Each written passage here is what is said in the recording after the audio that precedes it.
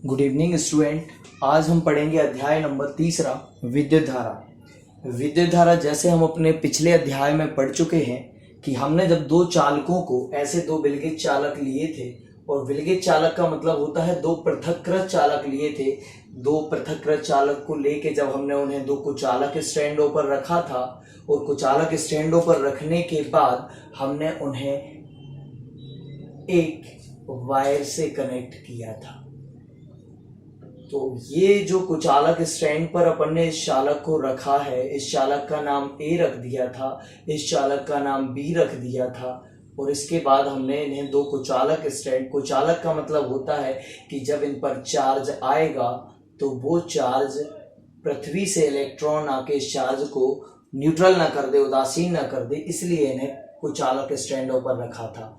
तो उस समय हमने देखा था कि इसका उच्च विभव वाली चालक, जैसे इसका विभव उच्च था तो ये उच्च विभव वाला चालक था, और ये निम्न विभव वाला चालक था, निम्न विभव। तो यहाँ उच्च विभव वाला चालक कौन सा है? ए है, और निम्न विभव वाला चालक कौन सा है? बी है। लेकिन जब हमने इसे वायर से कनेक्ट किया तो आप कहोगे सर यहाँ से आवेश यहाँ जाएगा कि यहाँ से आवेश यहाँ आएगा? तो हमेशा आवेश का नियम होता है कि वह उच्च विभव वाले चालक से निम्न विभव वाले चालक की ओर आता है। आप कहोगे सर पूरा आ जाएगा क्या आवेश यहाँ पर? नहीं, ये आवेश तब तक आता रहेगा इस निम्न विभव वाले चालक पर जब तक कि दोनों पर आवेश क्या नहीं हो जाता? समान। जब तक दोनों पर आवेश समान नहीं हो जाता तब तक इन पर आवेश आता रहता था। ऐसा आप पिछले चैप्टर में पढ़ चुके हैं। अब आप कहोगे सर ये आवेश आ रहा है जो चालक तार से, ये जो तार कनेक्ट किया है आपने इससे, जो चालक से आवेश आ रहा है इस पर, उसका नाम क्या है? तो आवेश जब इस पर किसी चालक में से प्रवाहित होकर जाने लगता है तो उसे नाम हम देते हैं विद्युत धारा। तो आप कहोगे आवेश का बहना ही विद्युत धारा है। बिल्कुल, आवेश का बहना ही विद्युत धारा है। अब विद्युत धारा की एक ऐसी डेफिनेशन पढ़ते हैं जो सोफिस्टिकेटेड लगती है, एग्जाम में लिखने लायक है। तो यहां से आता है कि विद्युत धारा या आवेश का बहना सब विद्युत धारा है। जब आवेश बहता है तो वो विद्युत धारा कहलाता है। अब यहां से विद्युत धारा की एक परिभाषा बनती है कि एकांक क्षेत्रफल से, काय के एकांक क्षेत्रफल से? चालक के। जैसे ये चालक था तो यहां पर आया चालक के एकांक क्षेत्रफल से। एकांक मतलब एक वर्ग मीटर। एकांक क्षेत्रफल से, चालक के एकांक क्षेत्रफल से प्रति सेकंड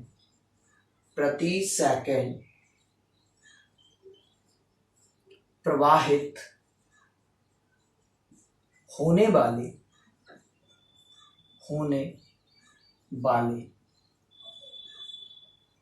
आवेश की मात्रा, प्रति सेकंड प्रवाहित होने वाले आवेश की मात्रा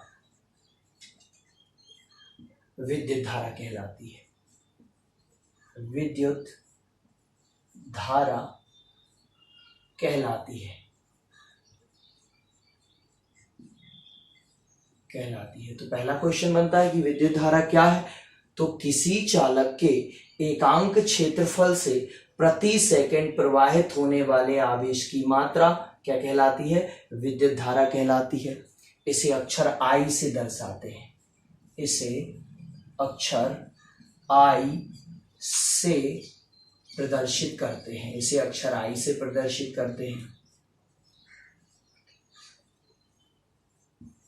करते हैं। यहां से एक चीज समझ में आती है कि भाई चालक प्रति एकांक क्षेत्रफल से बह रहा है। जैसे कि ये चालक में ले लिया तार, प्रति एकांक क्षेत्रफल से प्रति सेकंड प्रवाहित होने वाले आवेश की मात्रा विद्युत धारा कहलाती है। इसे अक्षर I से दर्शाते हैं। जैसे विद्युत धारा I बराबर हमें लिखना है कि विद्युत धारा I कैसे आएगी। तो पहले हमें ये बताना होगा कि आवेश कितना गया है, वो कितने समय में गया है। अगर हम ये कहें कि भैया आवेश t समय में क्यों चला गया है, तो यहाँ पर I बराबर होगा आवेश कितना गया है। तो उसने कहा भाई आवेश क्यों गया है। हमने पूछा कितने समय में गया है, उसने कहा समय t में गया है। 2 सेकंड 5 सेकंड कितना है समय, तो हमने नाम दे दिया t। तो समय के साथ आवेश प्रवाह की दर क्या हो गई, विद्युत धारा हो गई। इसका मात्रक लिखना हो तो हम मात्रक क्या लिखेंगे स्टूडेंट्स, मात्रक हम इसका क्या लिखेंगे, एक बार आप इसका स्क्रीनशॉट ले लीजिएगा, हम ऊपर का साफ करते हैं। ये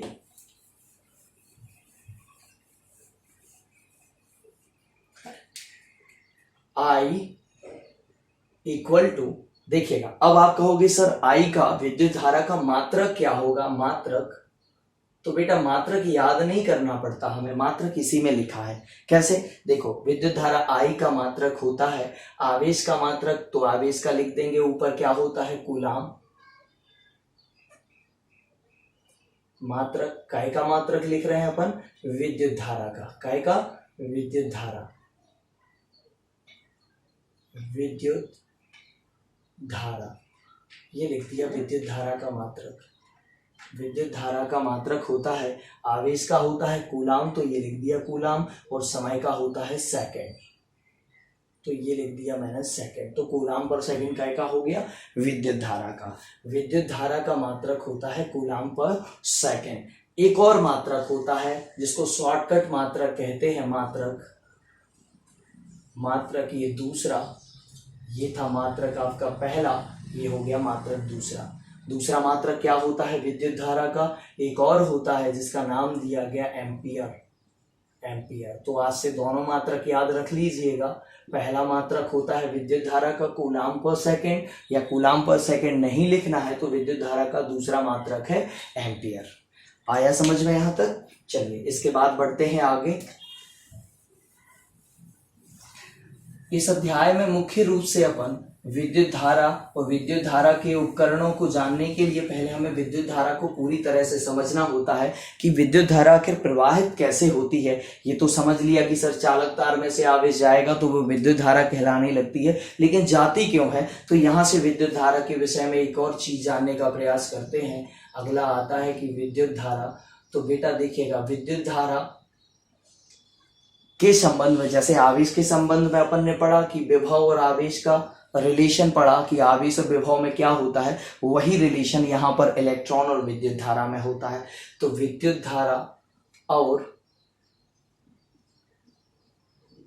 मुक्त इलेक्ट्रॉन, अब ये टर्म बताएंगे हम, मुक्त इलेक्ट्रॉन क्या होती है ये आप अच्छे से समझेंगे। अभी आप नाम बस सुन लीजिएगा कि मुक्त इलेक्ट्रॉन क्या है, बाकी आपको भी मुक्त इलेक्ट्रॉन की पूरी जानकारी देंगे। देखिएगा विद्युत धारा और मुक्त इलेक्ट्रॉन, अगर मान के चलिए जैसे हमने कोई चालक ए ले लिया, यहां ले लिया चालक ए, इसका नाम रख लिया हमने चालक ए, और एक और चालक लेते हैं उसका नाम रख लेते हैं चालक बी, ये रख लिया चालक बी। ये हो गया हमारा चालक ए, ये हो गया हमारा चालक बी।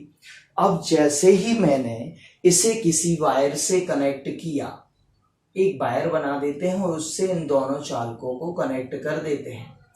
अच्छा ये चालक कहे के होंगे, धातु के होंगे, तो धातु के हैं, और ये धातु का एक वायर जोड़ दिया मैंने।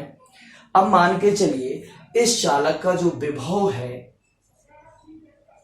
विभव वह उच्च है, तो यहां पर लिख दिया उच्च विभव, और इसका विभव निम्न है, सो लिख दिया निम्न विभव।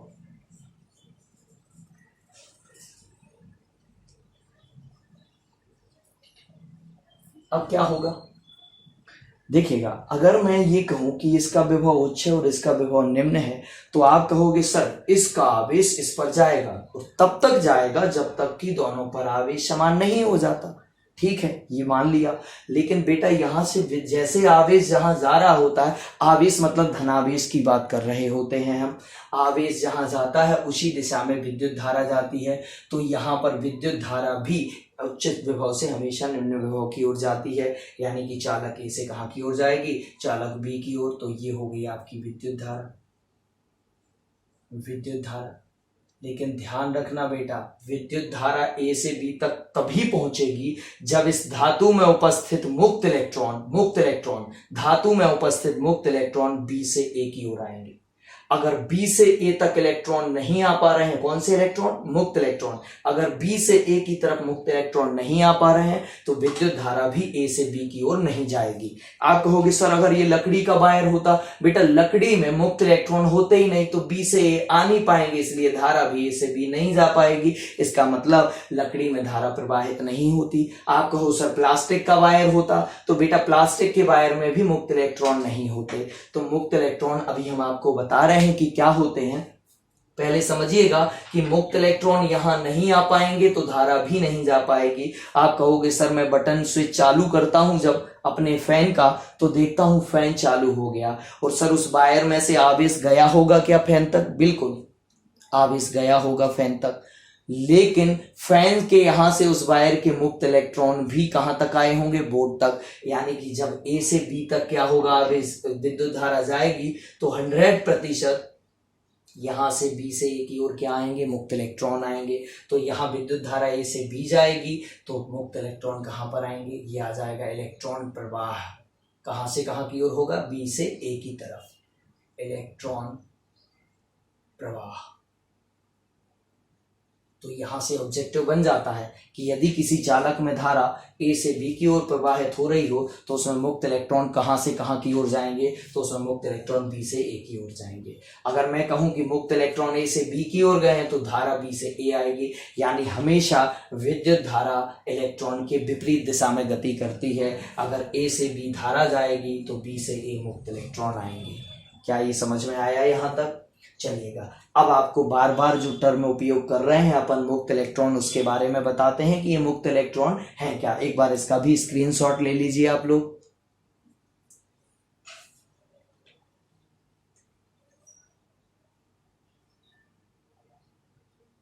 चलिए,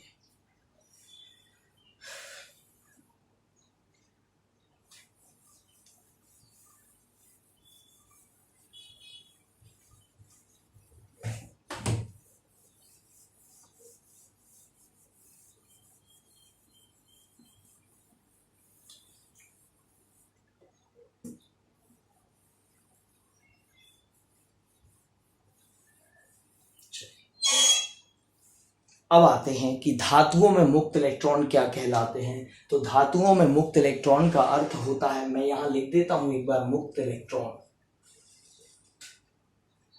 मुक्त इलेक्ट्रॉन।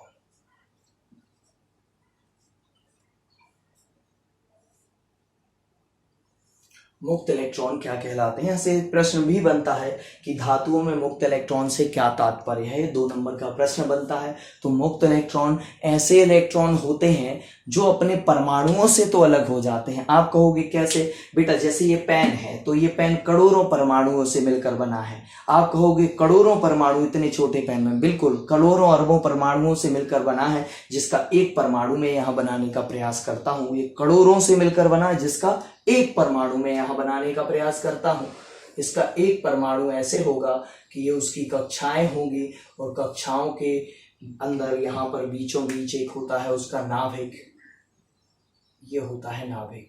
ये एटम या परमाणु बना हुआ है, ये परमाणु बना हुआ है, और ये परमाणु के केंद्र में उसका नाभिक है। अब आप कहोगे सर ये परमाणु के केंद्र में उसका नाभिक है, नाभिक में 2 लोग रहते हैं, 2 चीजें रहती हैं जिनके नाम रखे गए। एक का नाम रखा गया प्रोटॉन और एक का नाम रखा गया न्यूट्रॉन। तो आप कहोगे इसका मतलब नाभिक के अंदर सर प्रोटॉन होते हैं और न्यूट्रॉन। बिल्कुल, ये नाभिक है आपका, और इस नाभिक के अंदर प्रोटॉन भी होते हैं और न्यूट्रॉन भी होते हैं। तो ये मैंने बना दिया कि भाई ये नाभिक के अंदर ये प्रोटॉन है और ये न्यूट्रॉन है। अच्छा, प्रोटॉन पर जो चार्ज होता है बचपन से बताया गया है आपको, जब जब आपने एटम की संरचना पढ़ी है, कि यहाँ पर प्रोटॉन होता है धनावेशित और ये होता है उदासीन। ये होता है प्रोटॉन धनावेशित और न्यूट्रॉन होता है उदासीन। कोई चार्ज नहीं होता उस पर, ये उदासीन होता है। अब बात कर लेते हैं कि इनके बाहरी कक्षाएं हैं, इनमें क्या पाए जाते हैं? इनमें इलेक्ट्रॉन। मैं बेटा इलेक्ट्रॉन बोल रहा हूं, मुक्त इलेक्ट्रॉन नहीं। इन कक्षाओं में इलेक्ट्रॉन होते हैं, उनको नाम मुक्त इलेक्ट्रॉन नहीं दे सकते हम। ये ऐसे इलेक्ट्रॉन पाए जाते हैं इन कक्षाओं में। ये बाहरी कक्षा। आप कहोगे सबसे बाहर की कक्षा कौन सी है सर? ये वाली तीसरी कक्षा, पहली दूसरी तीसरी कक्षा सबसे बाहर की। आप कहोगे सबसे ज्यादा, अच्छा ये इलेक्ट्रॉन की जो प्रकृति होती है कि इन पर आवेश होता है, वो होता है ऋणावेश। इन पर होता है ऋणावेश। अब बेटा क्या होगा, ये ऋणावेश है और ये धनावेश है, या अंदर धनावेश। अगर यहाँ 100 प्रोटॉन है तो बाह्य कक्षाओं के मिला के 100 इलेक्ट्रॉन होंगे, तो ये परमाणु उदासीन होगा। ये आपको अध्याय नंबर 1 में बता चुके हैं।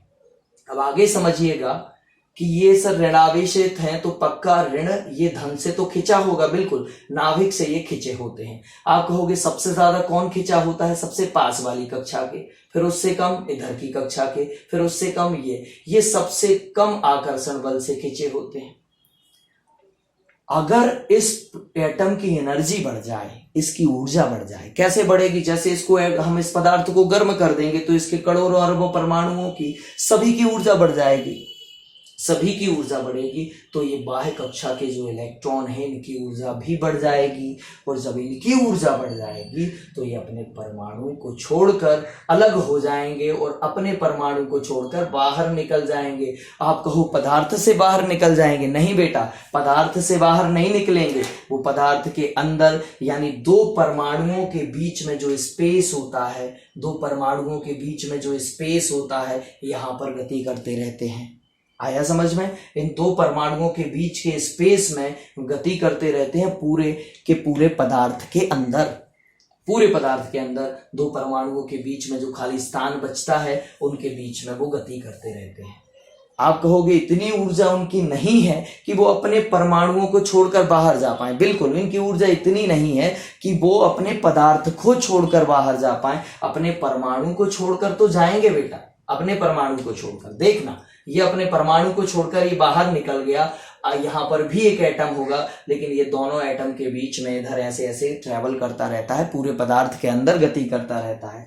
तो मुक्त इलेक्ट्रॉन, साधारण सी भाषा में हम ये समझ लें, मुक्त इलेक्ट्रॉन ऐसे इलेक्ट्रॉन है जो अपने परमाणु से तो अलग हो जाते हैं, लेकिन पदार्थ के अंदर ही विभिन्न दिशाओं में अनियमित गति करते रहते हैं। कभी इधर जाएंगे, कभी इधर जाएंगे, कभी इधर आएंगे, तो अनियमित गति करते रहते हैं। तो इसको नाम दिया गया मुक्त इलेक्ट्रॉन। मुक्त इलेक्ट्रॉन यानी अपने परमाणु से मुक्त हो गए, लेकिन पदार्थ से मुक्त नहीं हो पाए। उसी पदार्थ के अंदर तो हैं, उसी की सरफेस पर हैं, उसी की सतह पर या पृष्ठ पर हैं, लेकिन अपने परमाणु से अलग हो चुके हैं। अब अपने परमाणु के नाभिक के आकर्षण बल से नहीं खिंचे हैं। तो ऐसे इलेक्ट्रॉन का नाम दिया गया मुक्त इलेक्ट्रॉन। आया समझ में? चलिए, अब मुक्त इलेक्ट्रॉन के संबंध में यहाँ पर अपन आज का एक नया टॉपिक डिस्कस करते हैं, जिसका नाम है मुक्त इलेक्ट्रॉन मॉडल। बेटा, इलेक्ट्रॉन को किसी ने देखा नहीं है कि इलेक्ट्रॉन कैसा दिखता है, क्या है। वो तो एक चार्ज है, एक आवेश है जिसका नाम है ऋणावेश। अब बात हम करते हैं मुक्त इलेक्ट्रॉन मॉडल, और ये आज आपको याद यहीं कर लेना है। आप जब वीडियो को देख रहे हैं, आपको देखते देखते ही मुक्त इलेक्ट्रॉन मॉडल याद हो जाना चाहिए। पहला क्वेश्चन आज पढ़ा विद्युत धारा क्या है, दूसरा क्वेश्चन पढ़ा मुक्त इलेक्ट्रॉन क्या है। अब तीसरा प्रश्न पढ़ते हैं आज का, मुक्त इलेक्ट्रॉन मॉडल। मुक्त इलेक्ट्रॉन मॉडल। बेटा, एक सिंपल सी बात यह है कि ये मुक्त इलेक्ट्रॉन जो मॉडल है आपका, ये तो बाद में आया, लेकिन जब लोगों ने पूछा, बाकी के जो वैज्ञानिक थे जो ये थ्योरी दे रहे थे उस समय, उनसे ये पूछा क्या किसी चीज में मुक्त इलेक्ट्रॉन नहीं होंगे? अच्छे से सुनना मेरी बात को। मुक्त इलेक्ट्रॉन नहीं होंगे तो क्या उसमें विद्युत धारा नहीं बहेगी? तो ध्यान दीजिएगा, धातुओं या ठोस वस्तुओं के संबंध में ये सत्य है कि उनमें मुक्त इलेक्ट्रॉन जिसमें नहीं होंगे, जैसे इस प्लास्टिक के पेन में मुक्त इलेक्ट्रॉन नहीं है, मैं 100% श्योर होके कह सकता हूं कि इसमें विद्युत धारा नहीं बहेगी, क्योंकि मुक्त इलेक्ट्रॉन जब तक इधर नहीं आएंगे ए से बी, तब तक ए से बी से ए की तरफ धारा नहीं जाएगी, या ए से बी की तरफ धारा तब तक नहीं जाएगी जब तक बी से ए की तरफ मुक्त इलेक्ट्रॉन नहीं आएंगे। जिस चीज में मुक्त इलेक्ट्रॉन होंगे नहीं तो फिर कहां से आएंगे? लेकिन ये बात ठोसों के संबंध में सत्य है। यहां बात हम कर लेते हैं मुख्य रूप से ठोसों के संबंध में। यहां बात करते हैं हम लिक्विड, जैसे कि आप कहो लिक्विड हो या गैस हो, यानी कि कोई द्रव हो या आपका गैस हो तो उसके संबंध में, तो उसमें धारा का प्रवाह हो सकता है, लेकिन उसमें इलेक्ट्रॉन नहीं पाए जाते, वहां आयन पाए जाते हैं जिनका नाम होता है धनायन और ऋणायन। अगर धनायन और ऋणायन की बात हम करते हैं कि धनायन और ऋणायन क्या होते हैं, तो जब किसी विद्युत अपघट्य का आयनीकरण होता है, आयोनाइजेशन होता है, तो वो धनायन में और ऋणायन में टूट जाता है। जैसे कि एक बर्तन में शुद्ध जल भरा है, शुद्ध जल भरा है, और आप कहो सर इधर से करंट क्या यहां तक फ्लो हो जाएगा, नहीं होगा बेटा। लेकिन जैसे ही हम इसमें कुछ बूंदें NaCl की डाल दें, नमक की कुछ बूंदें डाल दें, तो यहां से जैसे ही वो इसके अंदर जाएगा तो Na+ में टूट जाएगा और Cl- में टूट जाएगा, Na+ और Cl- में टूट जाएगा।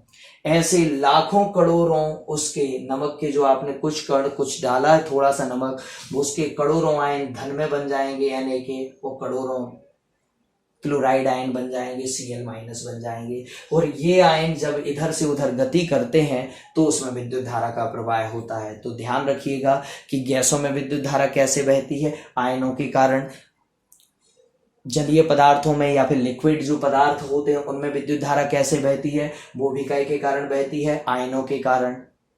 लेकिन धातुओं में विद्युत धारा कैसे बहती है, वो बहती है मुक्त इलेक्ट्रॉन के कारण। ठीक, अब यहां से पढ़ते हैं अपन मुक्त इलेक्ट्रॉन मॉडल, शुरुआत करते हैं मुक्त इलेक्ट्रॉन मॉडल की।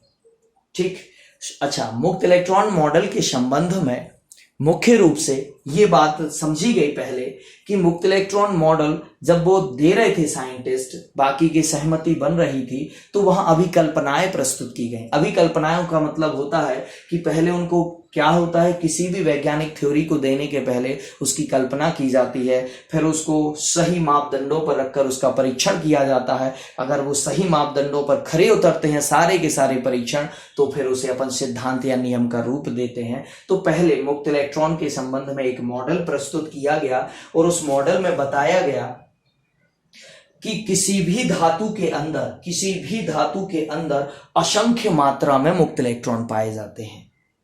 किसी भी धातु के अंदर, धातु होनी चाहिए, वो ठोस धातु या लिक्विड हो, लेकिन धातु हो, तो किसी भी धातु के अंदर बहुत असंख्य मात्रा में मुक्त इलेक्ट्रॉन पाए जाते हैं। तो मुक्त इलेक्ट्रॉन मॉडल की पहली अभिकल्पना थी कि किसी धातु में, किसी भी धातु में असंख्य मात्रा में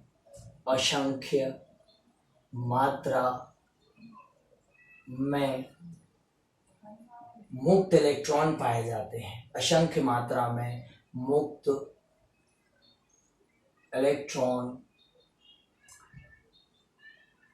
पाए जाते हैं।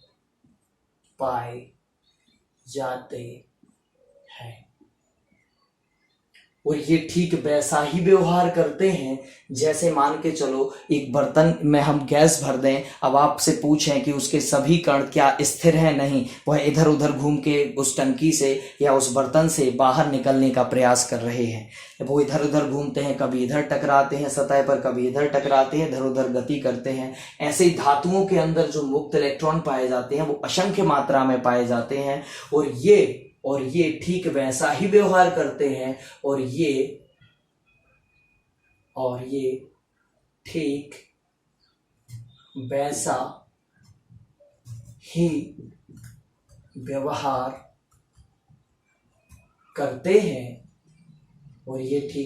ही व्यवहार करते हैं, जैसे कि बर्तन में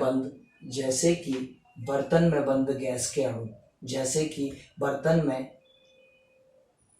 बंद गैस के अणु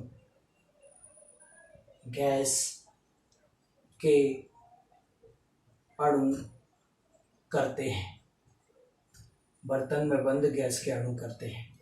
अच्छा, जैसे आपने अभी देखा कि बर्तन के अंदर जो बंद गैस के अणु होते हैं वो कभी इधर जाते हैं, गैस के अणु कभी इधर जाएंगे कभी इधर जाएंगे, फाइनली वो टंकी से बाहर निकलने के लिए जो मेहनत करते हैं, निकलते हैं, यहाँ से कोशिश करते हैं कि वो निकल जाए, तो वो इधर उधर उसमें गति करते रहते हैं।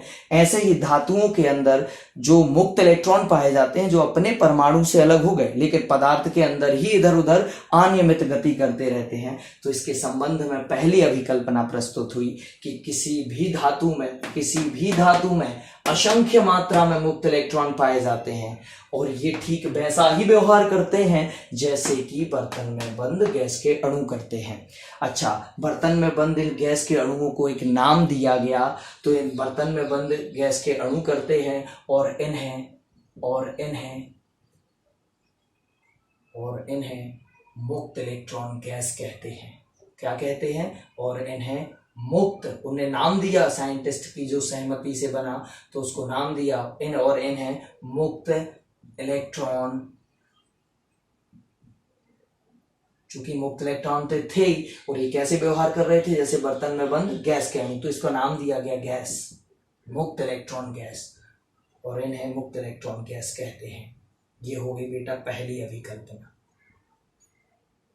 जैसे एक बर्तन में बंद, आप यहाँ पर अगर मैं एक बर्तन बनाऊं और उस बर्तन को बताऊं कि ये बर्तन में कैसे व्यवहार करते हैं, जैसे आपने यहाँ देखा, अच्छा इसका बर्तन और उससे कोई लेना देना नहीं, इसका धातुओं से लेना देना है मुक्त इलेक्ट्रॉन का, लेकिन एग्जाम्पल के लिए समझाया गया। जैसे इसके अंदर गैस भरी तो गैस का एक अणु इधर जा रहा है, कोई इधर जा रहा है, कोई ऐसे जा रहा है, कोई नीचे जा रहा है, कोई ऊपर जा रहा है, इधर ऐसे इधर उधर गति करते रहते हैं। ठीक ऐसा ही व्यवहार तो धातुओं के अंदर कौन करते हैं?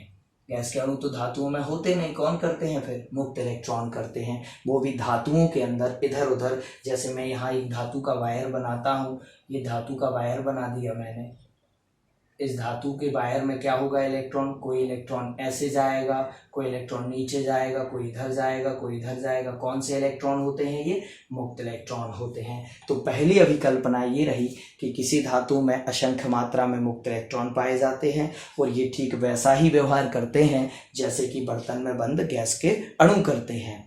फिर इन्हें नाम देना था तो इन्हें नाम दिया गया मुक्त इलेक्ट्रॉन गैस। अब देखिएगा, मैं पहली अभिकल्पना, स्क्रीनशॉट ले सकते हैं आप इसका।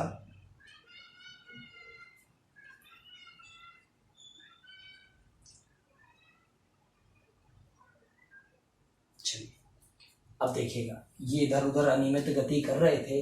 अब उसके बाद दूसरी अभिकल्पना साइंटिस्ट रहते हैं वो प्रदर्शित करते हैं, बताते हैं कि ये तो असंख्य मात्रा में पाए जाते, इधर उधर गति करते हैं। दूसरा बताते हैं वो अभिकल्पना में कि ये इलेक्ट्रॉन धातु के अंदर ही, ये इलेक्ट्रॉन धातु के अंदर ही, ठीक से समझिएगा, ये इलेक्ट्रॉन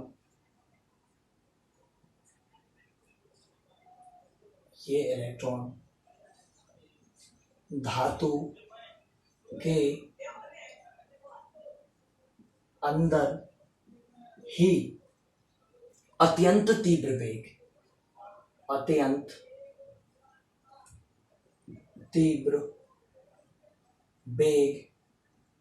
अत्यंत तीव्र वेग में वेग लिखता हूं कितना? 10 के ऊपर 5 की घात मीटर पर सेकेंड, लगभग इतना, 10 के ऊपर 5 की घात मीटर पर सेकेंड। ये इलेक्ट्रॉन धातु के अंदर ही अत्यंत तीव्र वेग, लगभग 10 के ऊपर 5 की घात मीटर पर सेकेंड के वेग से, अत्यंत तीव्र वेग से विभिन्न दिशाओं में, कोई निश्चित दिशा में नहीं जाते कि धातु में मैं ये वायर बना दूं और आपसे कहूं कि इधर जा रहे हैं सारे इलेक्ट्रॉन, ये जा रहा है इधर, ऐसे कुछ नहीं है, एक दिशा में नहीं जाते, किसी भी दिशा में। तो इसे इधर लिख दिया कि अत्यंत तीव्र वेग से विभिन्न दिशाओं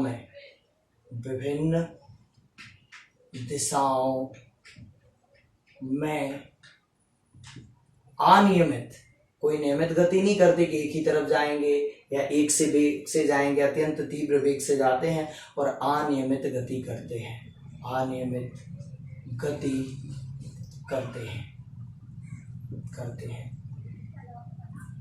ये इलेक्ट्रॉन धातु के अंदर ही अत्यंत तीव्र वेग से विभिन्न दिशाओं में कैसी गति करते हैं, अनियमित गति करते हैं। तो यहाँ से दो अभिकल्पनाएं हमें याद हो गई। पहला तो साधारण सा है, किसी भी धातु को सोचो और मन में ये सोचो कि किसी धातु में असंख्य मात्रा में कौन से इलेक्ट्रॉन पाए जाते हैं, मुक्त इलेक्ट्रॉन पाए जाते हैं। और ये ठीक वैसा ही व्यवहार करते हैं जैसे कि बर्तन में बंद गैस के अणु, इसलिए इन्हें नाम दिया गया मुक्त इलेक्ट्रॉन गैस। अब आता है दूसरा आता है कि ये इलेक्ट्रॉन धातु के अंदर सर गति तो कर रहे हैं अत्यंत तीव्र वेग से, कितनी, तो 10 के ऊपर 5 की घात मीटर पर सेकंड की गति से। किस दिशा में, विभिन्न दिशाओं में। और कैसी गति करते रहते हैं, अनियमित गति करते रहते हैं।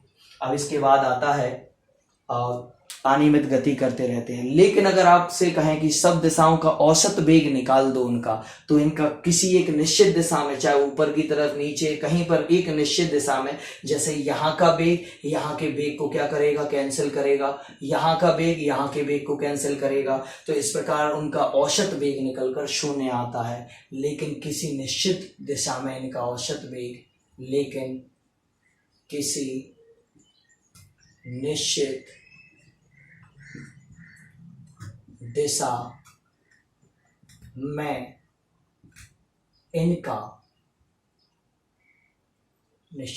में इनका औसत वेग एवरेज वेलोसिटी, औसत वेग 0 होता है। किसी एक निश्चित दिशा में इनका औसत वेग क्या होता है, 0 होता है।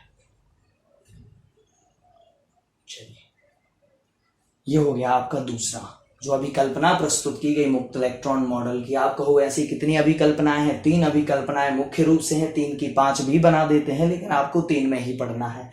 मुक्त इलेक्ट्रॉन मॉडल की तीसरी अभिकल्पना है कि ये इलेक्ट्रॉन धातु के अंदर ही कैसे गति करते हैं, अत्यंत तीव्र वेग से। किस दिशा में, कि विभिन्न दिशाओं में। और कैसी, अनियमित गति करते हैं। लेकिन अगर किसी एक निश्चित दिशा में इनका औसत वेग निकाला जाए तो वो कितना निकल कर आता है, 0 निकल कर आता है। ये हो गई आपकी 2 अभिकल्पनाएं।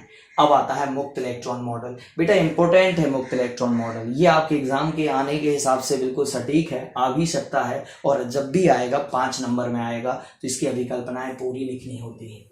अब आगे आता है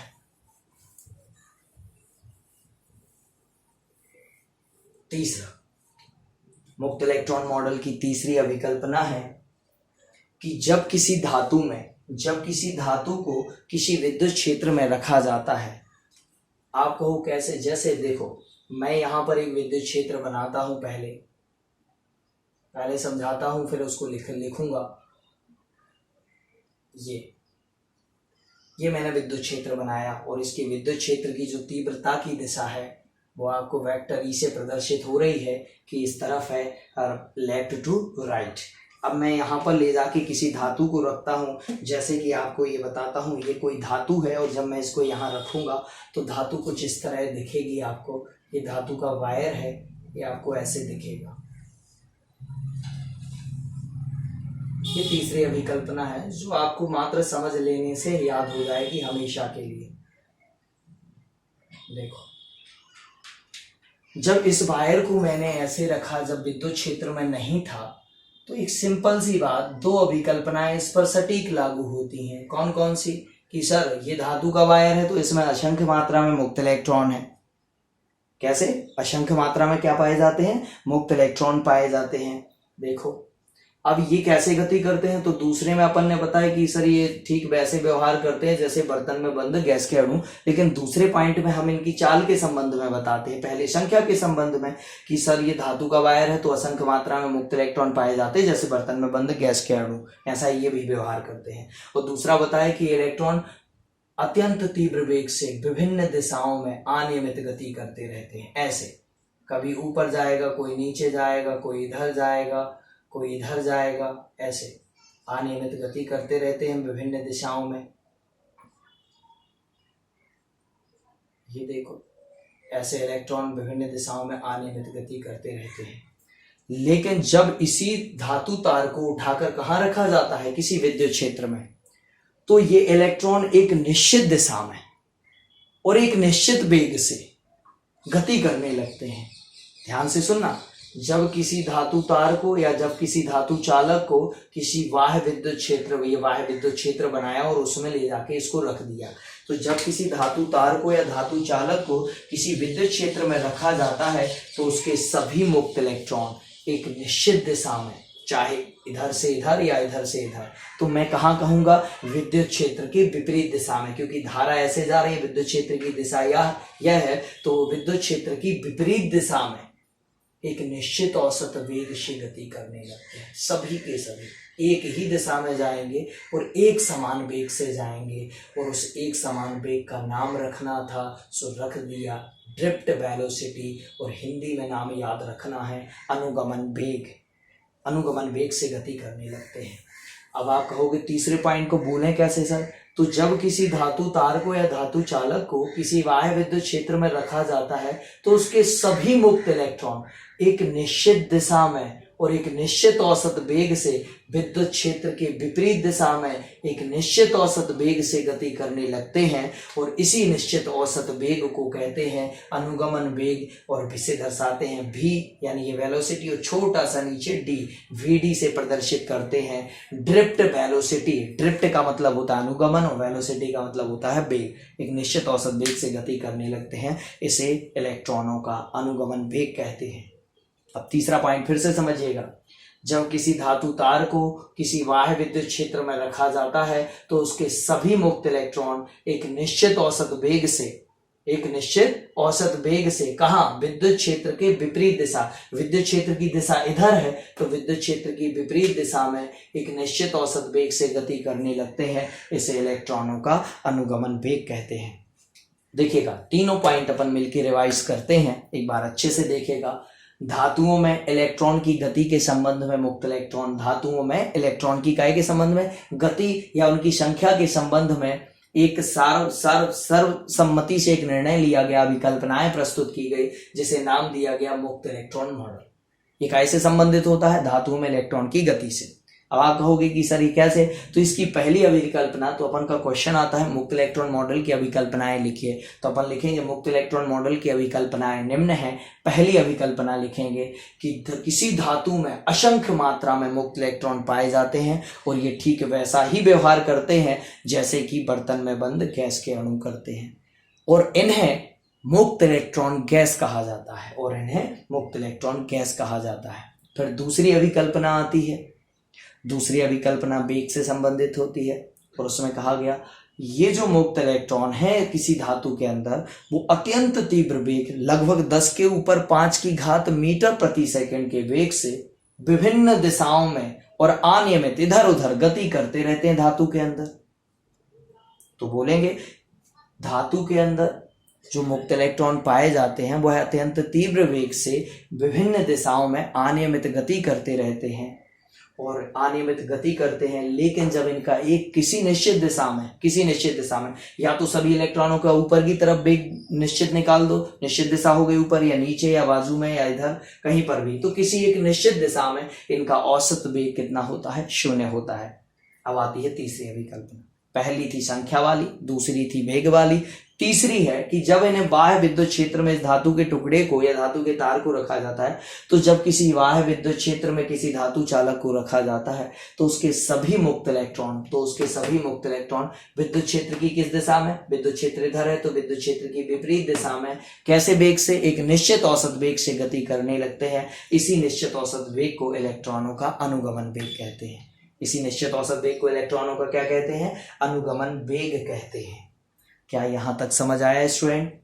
चलिए आज की क्लास को यहीं ऑफ करते हैं, कल अपन आगे इसके ऊपर पढ़ेंगे। इसके तीनों क्वेश्चन को आपको अभी पीडीएफ बना के आपके व्हाट्सएप ग्रुप पे भेज दिया जाएगा, तो अध्याय 3 हेडिंग डाल के इन तीनों क्वेश्चन को आप अच्छी तरह से कॉपी करिएगा। कल अब अगला क्वेश्चन अपना पढ़ेंगे कि अनुगमन वेग और धारा घनत्व में क्या संबंध होता है, और अनुगमन वेग आपको समझा चुके हैं कि जब किसी धातु तार को बाह्य विद्युत क्षेत्र में रखा जाता है तो उसके सभी इलेक्ट्रॉन कहाँ गति करने लगते हैं, इस विद्युत क्षेत्र के विपरीत दिशा में गति करने लगते हैं, और कैसे वेग से, एक निश्चित औसत वेग से, उसे इलेक्ट्रॉनों का क्या कहते हैं, अनुगमन वेग। तो कल के दिन अनुगमन वेग की परिभाषा आ गई, तो आप अलग से भी लिख सकते हैं कि जब किसी धातु चालक को बाह्य विद्युत क्षेत्र में रखा जाता है तो उसके सभी मुक्त इलेक्ट्रॉन एक निश्चित दिशा में, यानी विद्युत क्षेत्र की विपरीत दिशा में उस निश्चित दिशा का नाम क्या है? विद्युत क्षेत्र के विपरीत दिशा में एक निश्चित औसत वेग से गति करने लगते हैं तो उसे इलेक्ट्रॉनों का अनुगमन वेग कहते हैं। तो स्टूडेंट, कल अपन अनुगमन वेग और धारा घनत्व में संबंध पढ़ने के पहले कल थोड़ा सा धारा घनत्व को पढ़ेंगे और उसके बाद अगले लेक्चर में आपको आगे इसी तरह पीडीएफ मिलती रहेंगी, तो आप लिखते भी जाइए और इन वीडियोस को देखकर आप अच्छे से समझिए। हम उम्मीद करते हैं आपको वीडियो पसंद आया होगा। चलिए, थैंक यू।